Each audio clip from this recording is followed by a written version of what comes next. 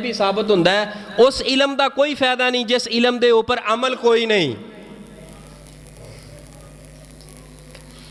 एक बंदे को कुरान का इलम है, हदीस का इलम है, लेकिन जिंदगी वेखो, जिंदगी हैवाना नालों जानवरों नालों बदतर गुजार लिया है। यदी तन्हाई वेखो बड़ी गंदी है, यदी बंद कमरे अंदर जिंदगी वेखो तो मिंबर ते वेखो तो रब दे फरिश्तियां दे नालों ये लगता है कि नेक है, पाक है, जनती है। मिंबर तो मुसल्ले तो उतरन दी देर है, पसे पुरद लोगों के कोलों पर्दे अंदर जान दी देर है, ते हालत तो कैफियत वेखो ते अल्लाह दी बना।